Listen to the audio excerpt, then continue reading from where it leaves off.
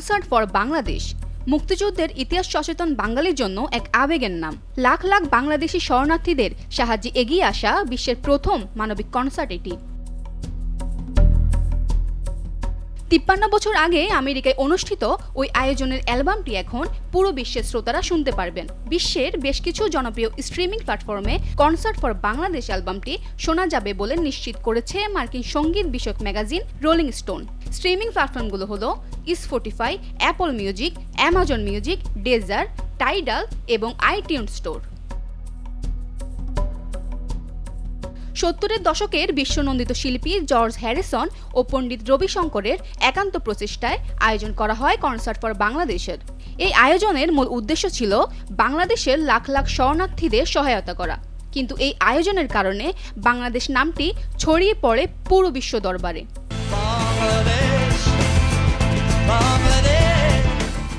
দ্বিতীয় বিশ্বযুদ্ধ পরবর্তী পৃথিবীতে কনসার্ট ফর বাংলাদেশ ছিল একটি ঐতিহাসিক দাতব্য সঙ্গীতানুষ্ঠান। ১৯৭১ সালের ১ আগস্ট নিউ ইয়র্কের ম্যাডিসন স্কয়ার গার্ডেনে অনুষ্ঠিত হয় কনসার্ট ফর বাংলাদেশে। মানবতার আহ্বানে ৭০ দশকের বিখ্যাত শিল্পীরা কনসার্টে অংশ নেন, যাদের মধ্যে ছিলেন Bob Dylan, George Harrison, Eric Clapton, Billy Preston, Ringo Starr এবং আরও অনেকে।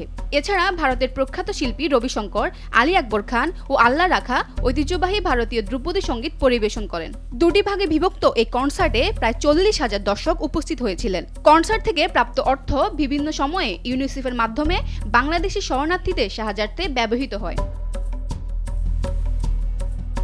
কনসার্ট ফর বাংলাদেশ কেবল একটি সঙ্গীতানুষ্ঠান নয়, এটি ছিল মানবতার পাশে দাঁড়ানোর এক অনন্য উদাহরণ। ওই সময়ে বিশ্বব্যাপী মানুষের মধ্যে বাংলাদেশের মুক্তিযুদ্ধ ও শরণার্থী সংকট সম্পর্কে সচেতনতা বৃদ্ধি করে কনসার্টটি। এই এক আয়োজনে পৃথিবী পায় শক্তিশালী একটা বার্তা, আর তা হলো সঙ্গীতের মাধ্যমেও বিশ্বকে পরিবর্তন করা সম্ভব। ফারজানা মিন সোনিয়া, কালের কণ্ঠ।